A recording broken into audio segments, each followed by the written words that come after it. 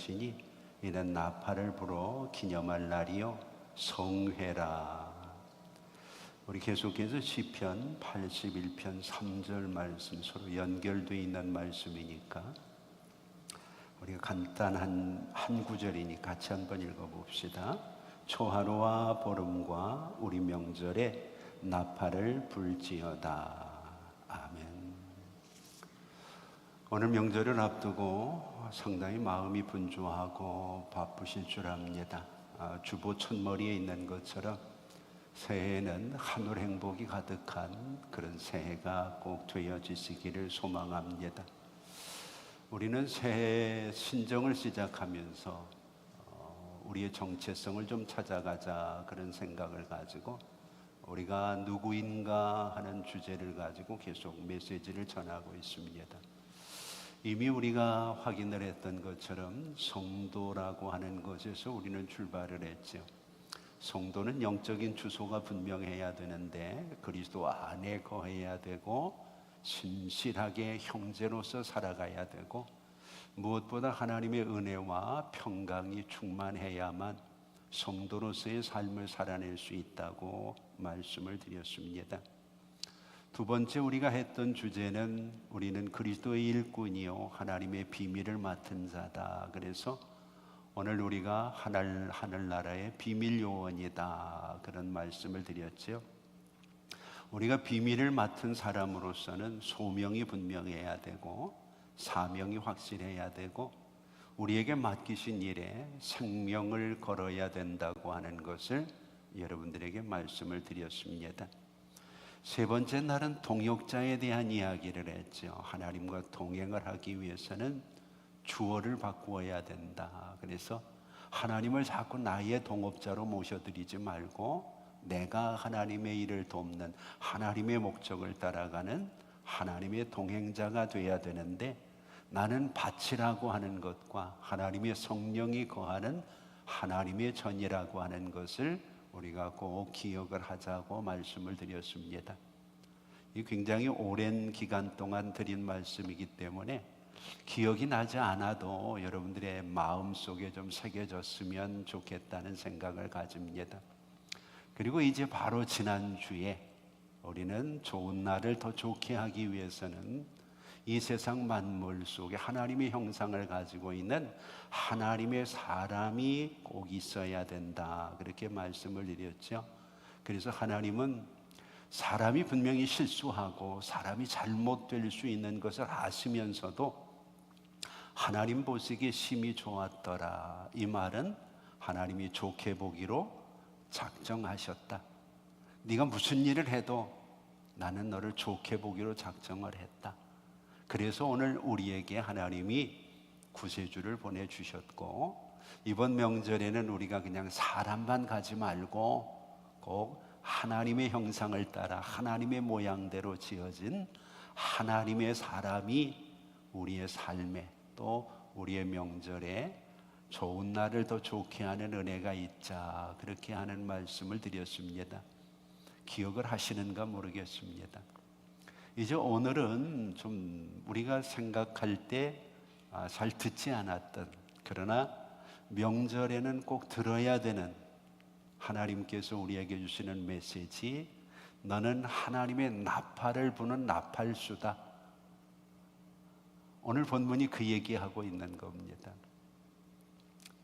우리가 시편 81편 3절에 있는 말씀처럼 초하루와 보름에 우리의 명절에 나팔을 불지어다 그렇게 얘기합니다. 그래서 이 말씀을 그대로 가지고 유대인들은 우리로 얘기하면 설날이죠.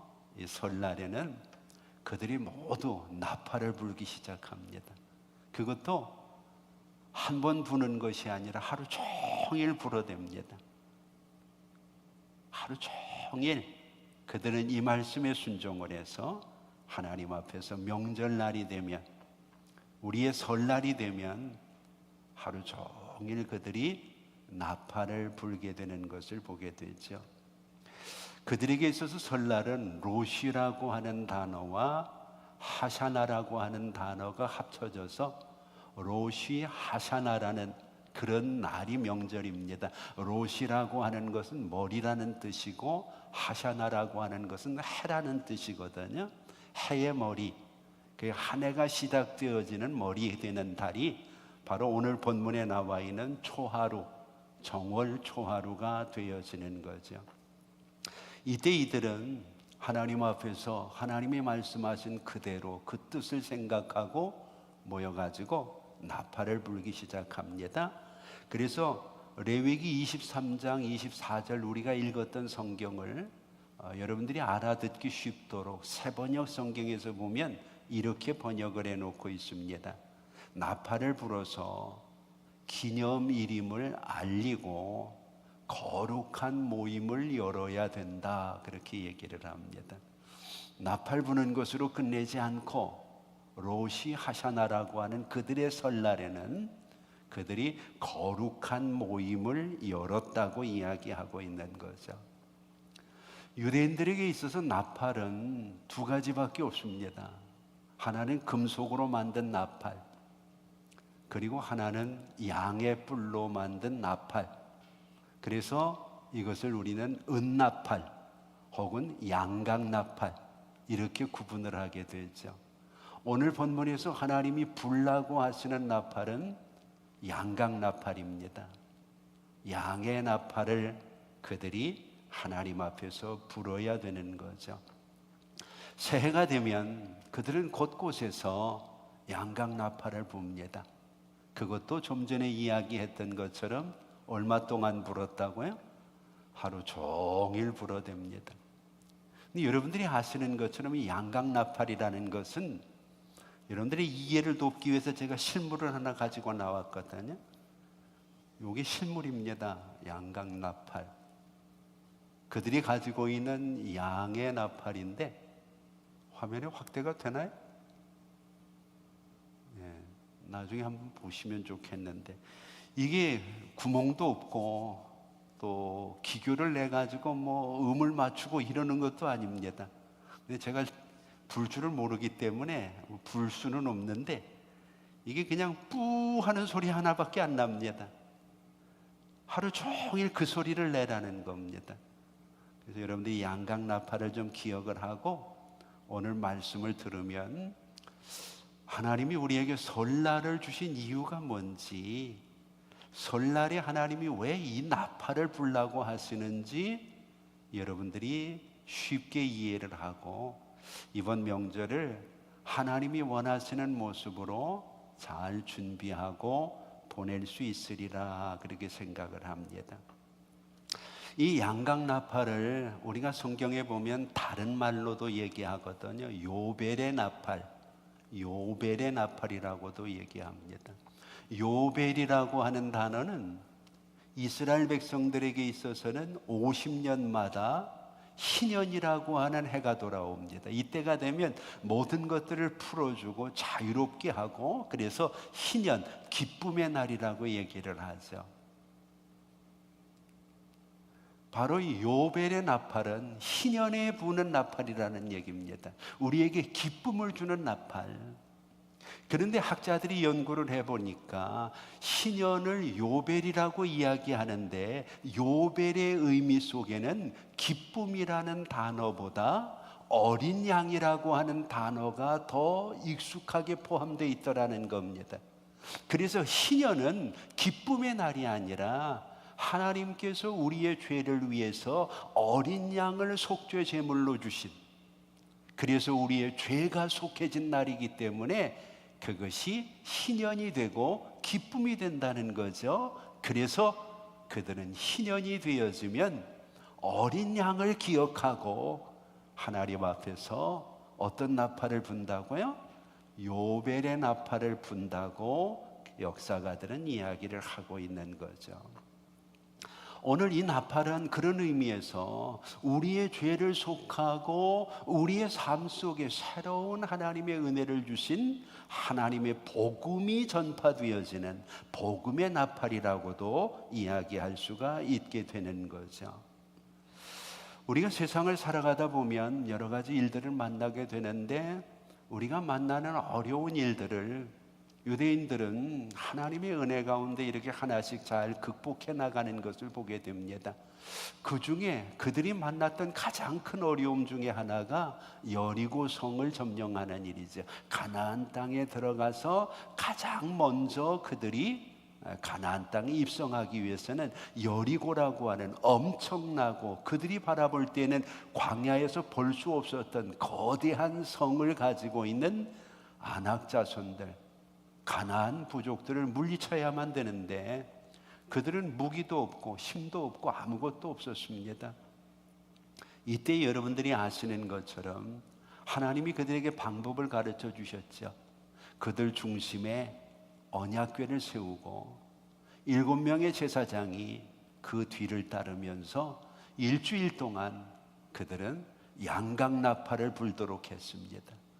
우리가 아까 보았던 그 나팔을 제사장들이 앞서서 불고 유대인들은 그 제사장의 뒤를 따라서 일주일 동안 그 여리고 성을 계속해서 도는 일을 하게 되죠. 그런데 신기한 것은 그들이 한 일은 그것뿐인데 그 여리고 성이 무너지는 거예요. 그리고 그들이 그 성에 들어가게 되는 거죠. 이런 것들을 기억으로 가지고 있고 그들의 역사로 가지고 있는 그들이 이후에 사사시대로 넘어가면서 보면 우리가 아는 것처럼 기드온이 미디안과 전쟁을 하죠. 이때 하나님께서 미디안은 땅의 모래와 같이 엄청나게 군사가 많은데 기드온은 10,000명 정도 모였는데 이게 많다는 거예요. 그래서 추려가지고 몇 명을 추리죠? 300명을 추리잖아요. 그리고 이 300명이 우리가 성경을 보면 미디안의 그 많은 군사들과 전쟁을 일으킬 때 손에 들고 있었던 것이 있습니다. 우리가 성경을 한번 볼까요?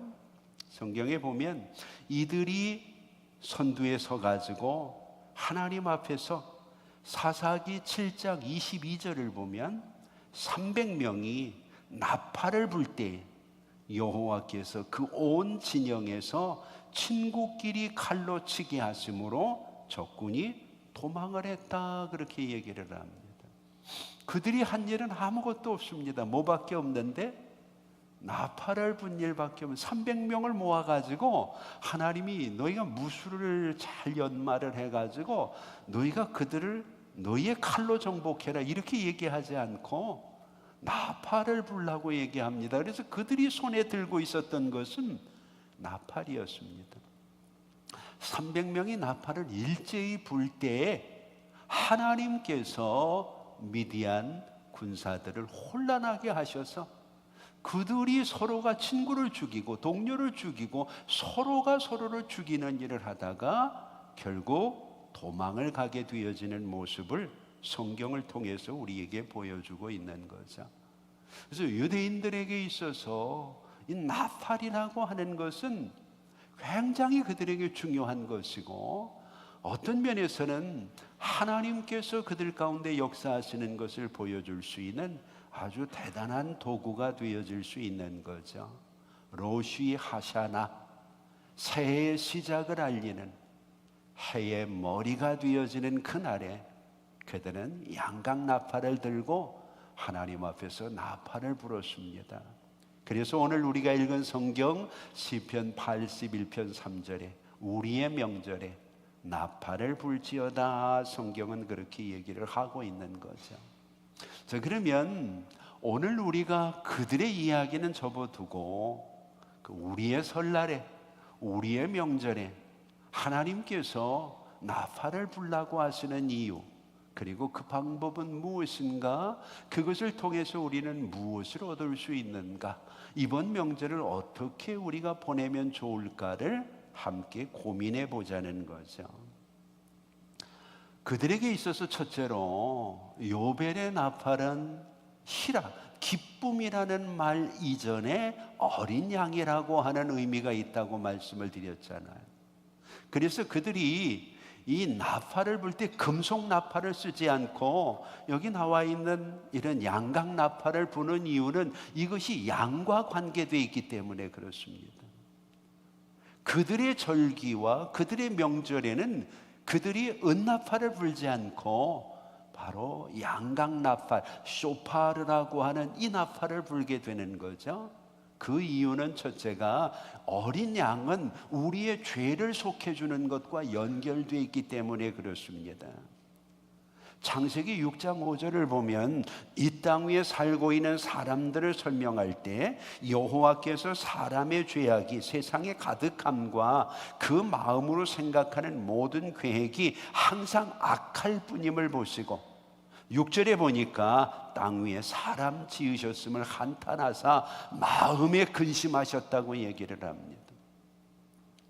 지난 시간에 말씀을 드린 것처럼 똑같이 아담이라는 단어를 쓰고 있거든요.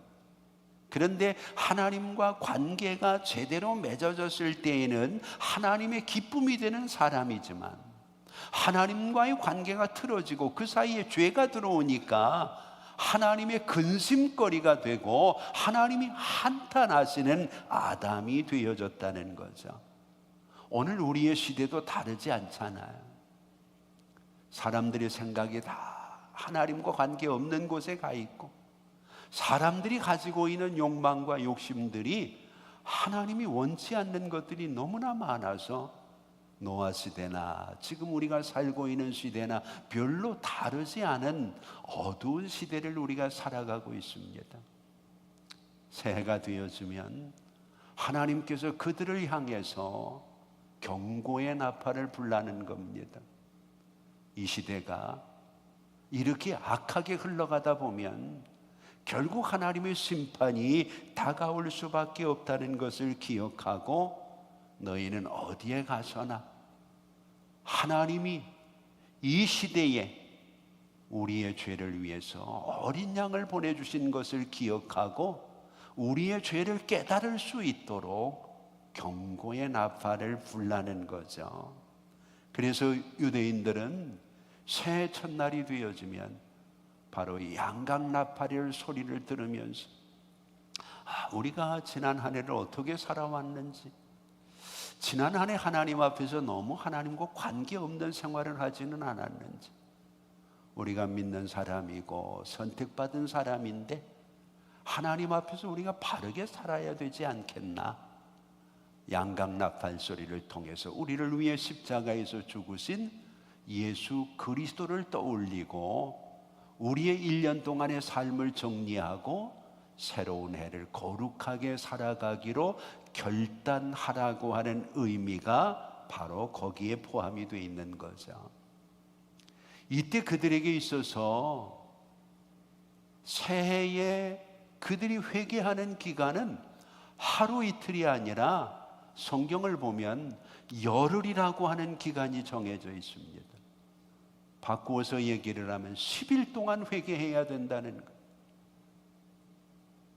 새해가 시작되어지면 10일 동안을 그들은 이 나팔 소리를 들으면서 지난 한 해 우리의 삶 속에 거룩하지 못했던 것들, 금년 한 해 내가 하나님의 뜻에 부합하게 살아가야 될 거룩한 생각과 마음들을 정돈하면서 하나님 앞에 그들의 삶을 돌이키는 거죠. 그래서 유대력으로 따지면 우리로 이야기하면 1월 1일이 되지만 유대 달력으로 이야기하면 7월 1일이거든요. 7월 1일부터 10일 동안 그들이 이 나팔 소리를 들으면서 새해를 준비하고 새해를 계획하고 거룩하게 살아가기로 결심해서 7월 10일이 되어지면 그날이 대속죄일이 되는 겁니다. 7월 1일부터 시작을 해서 나팔 소리를 들어가면서 우리의 삶을 돌아보고 회개하고 내가 갚아야 될 것 갚고 정리해야 될 것 정리하면서 열흘 동안 그들이 진정으로 생각과 마음과 행동을 통해서 그들의 삶을 회개하고 정리한 이후에 7월 10일이 되면 그들은 그들이 회개한 것들을 가지고 다 하나님의 전으로 모이는 겁니다. 이때는 여러분들이 아시는 것처럼 대제사장이 지성소 안으로 들어갈 수 있는 1년에 한 번 유일한 날이 되는 거죠. 그래서 이 날을 유대인들은 대속죄일이라 그렇게 이야기합니다. 심지어 우리가 느헤미야서 8장을 보면 바벨론 포로 생활을 통해서 그들이 참 하나님과 멀어진 생활을 많이 했잖아요. 그런데 새해가 됐어요. 그래서 그들이 성전으로 모여야 되는데 성전이 없는 거예요. 그래서 성문 앞에 성벽이 둘러싸여져 있는 예루살렘 성벽 앞에 그들이 다 모였습니다. 이때 에스라와 느헤미야가 하나님의 말씀을 강론하면서 너희가 하나님 앞에 거룩하게 살아야 된다. 하나님은 우리의 거룩함을 원하신다고 말씀을 선포하자 그들이 다 울면서 하나님 앞에 회개하기 시작했어요. 그런데 느헤미야서 8장을 보면 특이하게 그들이 그곳에서 울면서 회개한 기간을 한 달이었다고 이야기를 합니다. 한 달 동안 집에도 가지 않고 그들이 그 성문 앞에 앉아서 그들의 포로 생활을 돌아보면서 그들 앞에서 하나님의 뜻대로 살지 못한 것 때문에 한 달을 회개하고 하나님 앞에 돌아오게 할 때 계속해서 그들이 회개하고 돌아올 수 있도록 어린 양 되시는 그리스도를 상징하는 양각나팔이 온 성에 울려 퍼지는 이야기가 느헤미야서 8장을 보면 자세하게 기록이 되어 있습니다. 그래서 우리가 한 해를 하나님이 주시고 특별히 우리 민족은 신정이라고 하는 새로운 한 해도 주셨는데 작심사흘이라고 결심도 하고 결단도 하고 용기도 내봤지만 또다시 옛날로 돌아가 버린 그런 경향들이 있다면 구정, 이 설날을 통해서 양각나팔 소리를 좀 들을 수 있으면 좋겠습니다. 그래서 하나님 앞에서 내가 지금 이 소리를 듣고 하나님 앞에 새해를 바로 살아가지 못하면 하나님께서 우리가 헌금 찬양으로 불렀던 180장 하나님의 나팔 소리가 들릴 때 과연 우리가 그 앞에 어떻게 설 수 있을까를 돌아보고 돌이킬 수 있는 명절이 되어진다면 우리에게 주어진 나팔 소리는 우리의 영생을 바꿀 수 있는 위대한 소리가 되어질 수 있지 않겠느냐는 거죠. 이제 우리가 하나님 앞에 경고의 나팔 소리를 들었다면 단순히 하나님은 그것을 우리의 죄를 경고하고 회개하라고만 우리에게 들려주시는 양각 나팔 소리는 아니라는 겁니다. 두 번째 중요한 의미가 있습니다.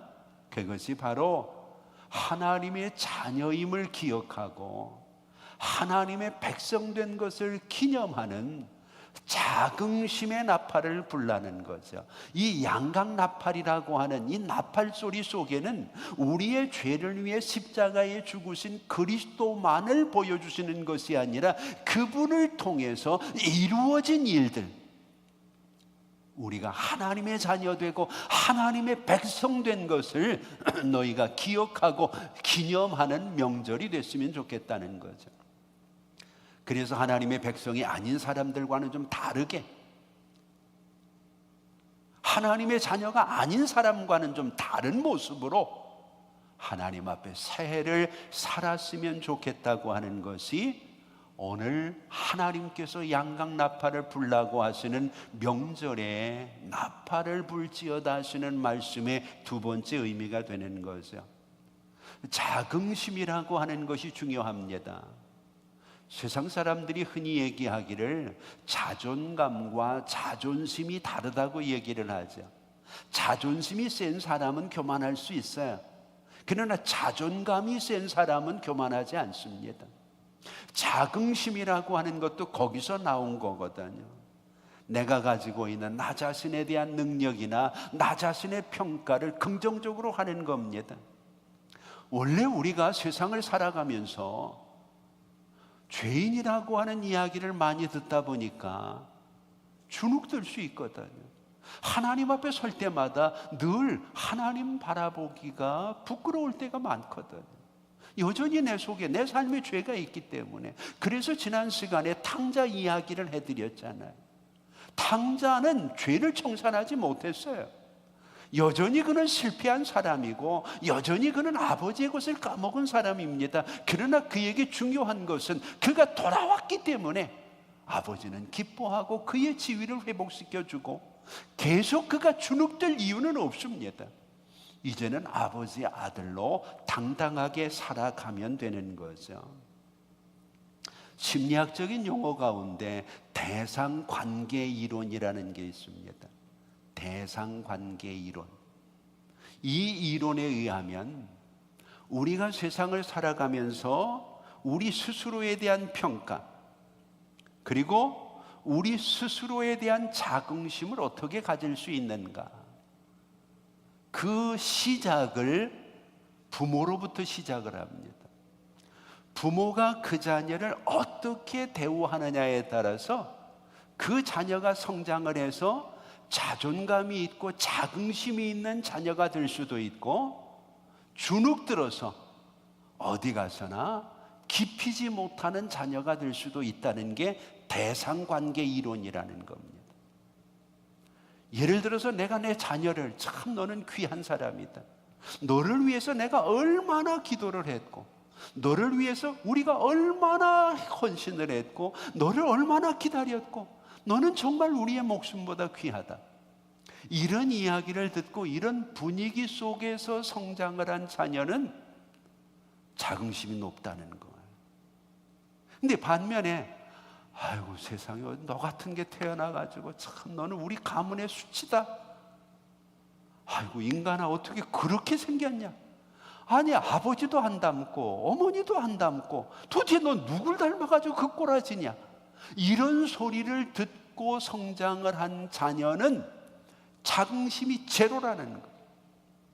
문제는 이런 성장 과정을 거쳐서 그 자녀가 누군가를 사랑하게 될 때 그의 주어지는 사랑이 상대방에게 무엇인가를 더 주고 유익하게 하고 부드럽게 하고 감싸줘, 이러는 관계가 아니라는 거죠. 뭔가를 착취하고 빼앗고 내게 유익이 되고 이런 식으로 인간관계를 맺게 되는 것이 대상관계 이론이라는 겁니다. 오늘 여러분들은 어떤가요? 예를 들어서 탕자가 아버지 집으로 돌아왔을 때 형이 얘기하는 것처럼 아버지 예산을 다 말아먹은 놈, 너 때문에 우리 가문이 망했어, 너는 세상의 자식이라 그래, 어떻게 살아계신 아버지한테 유산을 달라 그러고 도망가가지고 그따운 짓거리를, 너 그러고도 얼굴 들고 교회 집에 들어올 수 있냐, 뭐 이런 이야기를 계속해서 아버지가 했다면 아마 이 탕자는 거기 못 붙어 있었을 거예요. 그렇지 않나요? 근데 아버지는 이 자식은 죽었다가 살아났다는 거잖아요. 다른 거 아무것도 얘기하지 않고 반지 끼우고 신발 신기고 좋은 옷 입히고 모든 걸 다 회복시켜 주는 거죠. 하나님이 지금 그 얘기하는 거예요. 자꾸 너희가 회개하고 너희의 죄에 대해서 주눅들지 말고 양각 나팔 소리를 명절에 들으면 어린 양이 우리를 위해 희생하심으로 우리의 죄가 다 사해졌고 이제는 우리가 하나님의 자녀로 당당하게 하나님 앞에 살아갈 수 있다고 하는 자긍심을 좀 가지라는 거예요. 예수님이 나의 죄를 위해 십자가에 죽으셨잖아요. 내가 여전히 하나님 앞에 무기력하고 죄인이지만 그리스도의 보혈은 내 죄를 덮을 정도로 크고 놀랍다는 것을 우리는 잘 알잖아요. 근데 이것을 잃어버리니까 병들어서 힘들고 사업에 실패해서 주눅들고 나이 먹어서 이제는 어디 쓸 데도 없는 것 같아서 또 주눅들고, 그러지 말라는 거예요. 하나님이 바라보실 때에는 내가 병들었건 건강하건 나이가 많건 적건 잘생겼건 못생겼건 너는 내 자녀라는 거죠. 오늘 여러분, 부모는 아무리 자식이 못났어도 더 애달프지 못난 자식 때문에 그 자식을 질책하고 그 자식을 내치는 경우가 없는 것 아니겠어요? 그래서 하나님은 유대인들을 향해서 첫째는 양강나팔 소리를 들을 때 너희가 우리를 위해 돌아가신 그리스도의 어린 양이 계시구나, 죄가 있다면 그 죄를 깨닫고 하나님 앞에 새로운 한 해를 준비하고 계획하는 절기가 되라는 것이고, 그 죄 때문에 주눅들고 그 실패 때문에 그 어려움 때문에 낙심하지 말고 너는 하나님의 자녀라는 것, 하나님의 백성이라는 자긍심을 회복할 수 있었으면 좋겠다는 거죠. 그래서 명절이 되어지면 유대인들은 양강나팔 소리를 들으면서 가장 많이 읽은 성경이 시편 47편입니다. 무조건 그들은 시편 47편을 7번 이상 읽도록 돼 있어요. 명절에는, 이번 명절에 여러분들이 시편 47편을 꼭 한번 읽어보시기 바랍니다. 가능하면 7번 이상. 그러면 도대체 시편 47편이 뭐길래 유대인들은 설날이 되면 모여 앉아가지고 양강나팔 소리를 들으면서 이 성경을 읽느냐는 거죠. 오늘 우리는 그리스도인으로서 명절을 지키면서도 성경이 얘기하고 있는 이런 기준이나 이런 절차나 이런 전통들을 아주 깡그리 무시한다면 좀 그렇고, 모르는 거죠. 가르쳐 주질 않았으니까. 그 명절에 뭘 해야 되는지, 그리스도인들은 어떻게 명절을 보내야 되는지 잘 모르는 거죠. 우리가 목숨 걸고 싸우는 것 하나는 제사를 드리면 안 된다는 것. 한국 교회가 그냥 이것만 가르쳐 놨죠. 더 중요한 것들은 잊어버리는 경우들이 많아요. 시편 47편을 그들은 7번 이상 낭독을 합니다. 그리고 하나님 앞에 기도를 올리죠. 시편 47편은 단순합니다. 하나님이 우리의 왕이시다. 그래서 왕이신 그 하나님을 찬송하겠다. 이 말을 바꾸면 우리는 하나님의 백성이다. 우리의 왕이신 하나님은 결코 우리를 포기하시지 않는다. 그렇지 않나? 그래서 우리가 시편 47편 6절을 보면 찬송하라, 하나님을 찬송하라, 찬송하라, 우리 왕을 찬송하라. 7절을 보세요. 하나님은 온 땅의 왕이심이라, 지혜의 시로 찬송하라. 하나님이 왕이시라는 것. 그래서 그분이 하나님의 백성인 나를 여전히 귀하게 여기시고 하나님의 백성을 하나님의 은혜로 품어주신다는 거죠. 얼마 전에 우리나라 지금 현직 대통령이 그런 얘기를 했다 그러죠. 캄보디아에 자꾸 문제가 생기니까 대한민국의 국민을 건드리면 패가망신을 시키겠다, 이런 얘기를 했잖아요. 이런 얘기하기가 쉬운 일 아니잖아요. 현지에서는요, 이런 말들을 굉장히 피부로 느낀다는 거죠. 이 한 나라를 다스리는, 성경에 나와 있는 왕의 개념은 아니지만 우리의 대표자잖아요. 백성을 대표하고 있는 그 사람이 이런 의지를 가지고 있다면 우리도 어디 나가서나 어깨 펴고 당당할 수 있지 않겠느냐. 물론 이제 실천하는 게 문제겠지만, 그런데 오늘 시편 47편에서는 하나님이 우리의 왕이시라는 것. 그러니까 하나님이 하시는 얘기, 너 주눅들지 마라. 기드온의 300용사밖에 안 되더라도 수십만 있는 미디안에 기죽지 말라는 거야. 왜? 너희의 왕은 기드온이 아니라 하나님이시니까. 그래서 그들이 하나님이 우리의 왕이라고 하는 그 나팔을 300명이 한꺼번에 불어제키는 거예요.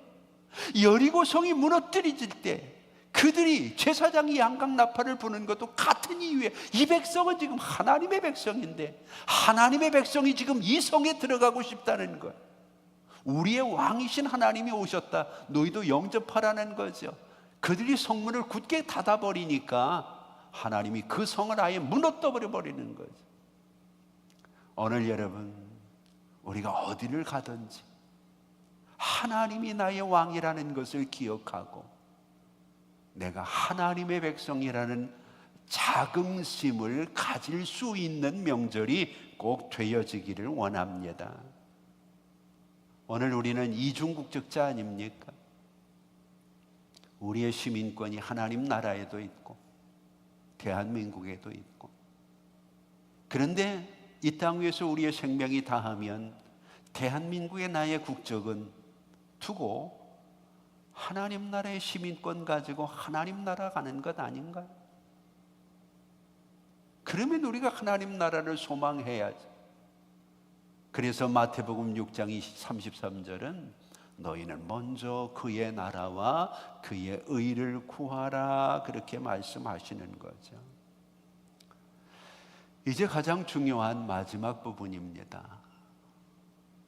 양각 나팔은 첫째가 우리의 죄를 정돈하고 새해를 주셨으니까 새해에는 지난해와는 좀 다르게 한번 살아봐라, 회개와 거룩함을 위해서 나팔을 불고, 너희가 죄를 짓고 세상의 사업 좀 실패하고 육신의 건강 잃어버렸다고 낙심하지 말고 너희의 왕은 하나님이시다, 하나님이 너희의 인생을 책임질 것이니까 기죽지 말고 하나님의 자녀요, 하나님의 백성이라는 자긍심을 좀 회복해라. 그리고 이제 세 번째 중요한 의미가 너희가 살아있음을 보여주라는 거예요. 살아있음을. 하나님의 백성으로, 하나님의 자녀로, 거룩한 하나님의 성도로 살아있음을 좀 보여주라는 거예요. 그것이 세 번째 양각 나팔이 우리에게 들려지는 순종의 의미가 되는 거죠. 우리가 성경을 보면 이 양각 나팔의 시작은 창세기 22장입니다. 창세기 22장은 너무 유명한 얘기잖아요. 아브라함이 그의 아들 이삭을 하나님 앞에 번제물로 드리게 되죠. 이때 아브라함이 주저하지 않아요. 하나님의 말씀에 순종하죠. 믿음은 행함이 있을 때 살아있는 겁니다. 말만 잘하는 믿음은 죽은 믿음이에요. 그래서 야고보 사도는 행함이 없는 믿음은 죽은 믿음이라고 얘기하잖아요. 아브라함이 믿음의 조상인 이유는 그의 믿음이 살아있음을 보여주었기 때문에. 근데 하나님 앞에 살아있음을 보여주니까 하나님이 살 길을 열어주시는 거죠. 그래서 이삭이 그 어려움 속에 살잖아요. 그때 하나님이 그를 위해서 대신 숲을 속에 양을 두셨어요.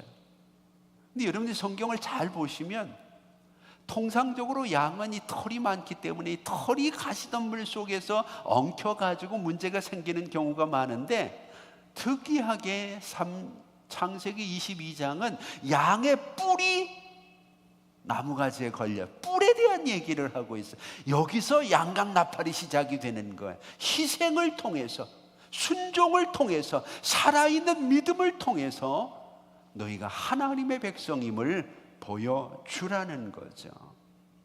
그것이 창세기 22장 13절에 나와 있는 사건입니다. 그래서 우리는 양각나팔을 명절에 불라고 하는 말이, 이제는 내가 믿음이 살아있음을 좀 주변 사람들에게 보여주고 하나님께도 내가 믿음의 사람이라는 것을 좀 행동을 통해서 보여줄 수 있는 명절이 되라는 거죠. 단순히 우리의 죄가 회개되어지고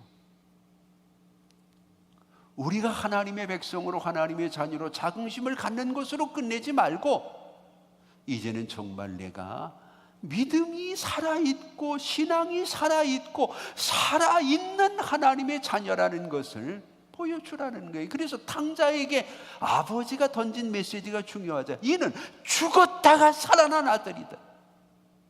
오늘 우리도 죄로 인해 죽었다가 그리스도로 살아난 하나님의 자녀라는 사실을 하나님이 이 명절에 확인하기를 원하는 거죠. 하나님께서 그들이 살아있다는 것을 증명할 수 있는 구체적인 방법 중에 하나가 바로 하나님만을 섬기는 겁니다. 이것을 우리에게 구체적으로 설명해 주는 성경이 창세기 12장 4절에 나와 있는 아브라함의 사건이죠. 아브라함이 본래 살았던 곳은 어딘가요? 갈디아 우르잖아, 우상의 땅. 그런데 하나님이 75세에 그를 불러냈어요. 그리고 어디로 들어가라고 하나요? 가나안 땅으로. 가나안 땅에 들어가서 그 가장 먼저 한 일이 뭔가요? 하나님께 제단을 쌓는 일이거든.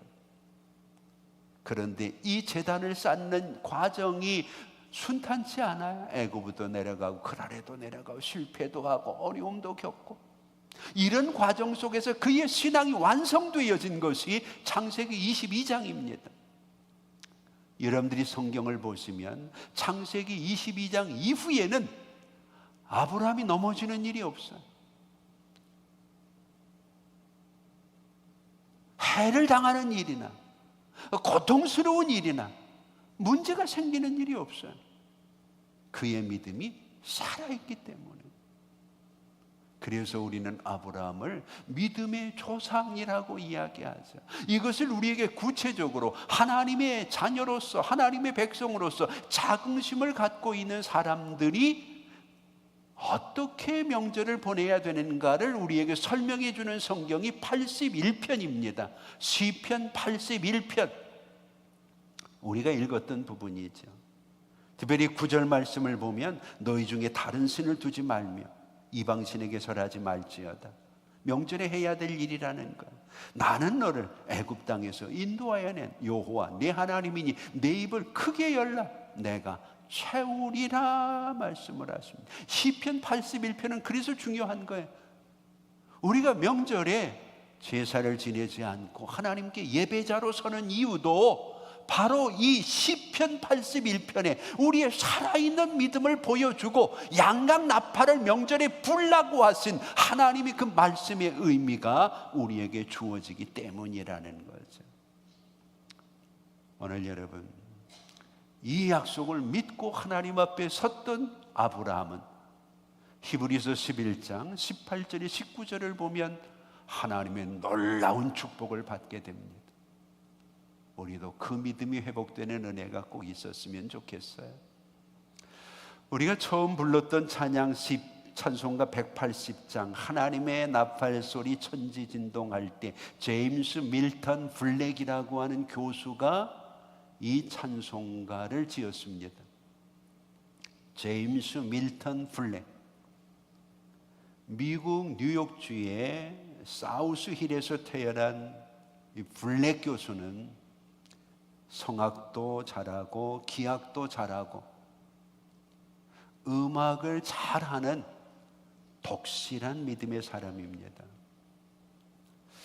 그런데 그가 청년회장으로 있을 때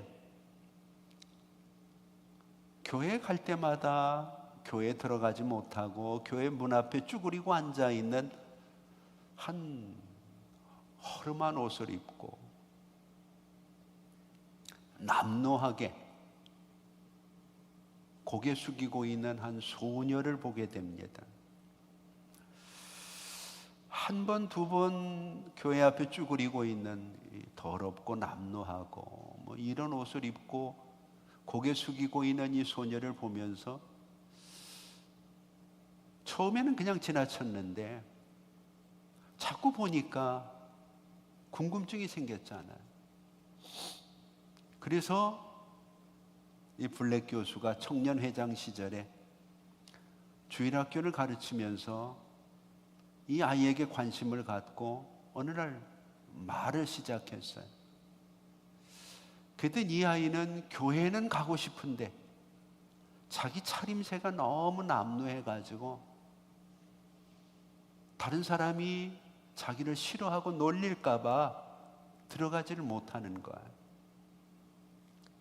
그 사연을 듣고 이 블랙 교수가 자기 사비를 털어서 그 아이의 옷을 사고 그 아이의 신발을 사가지고 그의 집을 방문했어요. 그의 집을 방문해 보니까 정말 집은 개딱지 같고 무너져 내릴 것 같고, 아버지는 술주정뱅이에다가 어머니는 삭바느질을 해가지고 겨우 연명을 하는 집안이기 때문에 아이들 옷에는 뭐 별로 신경을 쓸 수도 없는 그런 상황이고, 떨어지면 어머니가 가지고 있는 기술로 꿰매주고 뭐 이러는 그런 상황이었어요. 그래서 부모님들에게 허락을 받고 새 옷을 주고 그 아이에게 다음 주일부터 교회에 나오도록 하라고. 그 아이가 정말 다음 주에 교회를 나온 거예요. 다른 친구들은 그 아이가 그렇게 교회 앞에 쭈그리고 앉아가지고 헌옷 때문에 창피해서 교회 못 들어오는 그 아이라고는 생각 못하는 거죠. 그렇게 몇 달이 흘렀어요. 근데 어느 날 그 반에서 출석을 부르는데, 이 아이의 이름을 부르는데 이 아이가 대답이 없는 거예요. 그래서 몇 번 반복해서 불렀어요. 근데 여전히 대답이 없는 거예요. 보니까 안 온 거죠. 이때 블랙 교수의 마음속에 청년 시절에 이런 마음이 들었다는 거예요. 이 아이가 교회 나오지 않아서 내가 이름을 부르는데 이 아이가 대답을 안, 내 마음이 이렇게 아픈데, 만약에 내가 하나님 앞에 섰을 때 하나님이 내 이름을 부르는데 내가 거기 없다면 어떨까? 순간 그 얘기가 퍼뜩 그의 머릿속에 들더라는 거예요. 그 마음을 글로 표현한 게 바로 180장입니다. 이후에 그가 음악을 하면서 그때의 그 감정을 떠올리면서 180장을 만든 거죠. 그래서 여러분들 180장을 보면 블랙 교수의 이름이 나와 있는, 우리가 볼 때는 사소한 거잖아요. 근데 여러분, 내 부모가, 내 형제가, 내 아내가, 내 자식이 하나님 앞에서 그 이름을 하나님은 부르시는데 그 자리에 없다면, 그래서 하나님이 이번 명절에는 뭐를 부르라고요? 양강나팔을 부르라고. 죄가 있다면 회개하고 새로 우리에게 주신 설날 거룩하게 새롭게 출발하는 겁니다. 내가 실패했더라도, 다른 건 다 잊어버려도 여전히 하나님의 자녀라는 신분은 내가 가지고 있다는 것 기억하고 자긍심 회복하고, 이제는 살아있는 내 믿음을 좀 보여줄 수 있는 2026년 설날이 되기를 주의 이름으로 축복합니다. 기도하겠습니다. 이제는 우리 주 예수 그리스도의 은혜와 우리 아버지 하나님 극진하신 사랑하심과 성령님의 감화 감동 위로 교통하심이 오늘 명절을 준비하면서 하나님 앞에서 양강나팔을 명절에 불라고 말씀하시는 그 주님의 의미를 우리가 기억하고, 유대인들은 지금도 설날이면 하루 종일 우리의 죄를 회개하고 거룩한 삶을 살기를 결단하는 그리스도의 어린 양 되시는 속죄의 제물을 기억하고 양강나팔을 불며 우리가 하나님의 자녀 되어진 자긍심과 살아있는 믿음을 보여주기를 소망하는 마음이 우리에게 회복되기를 원하는 2026년 명절 주간에 사랑하는 성도들의 삶 속에, 여정 속에 이제부터 영원토록 함께 있을지어다. 아멘.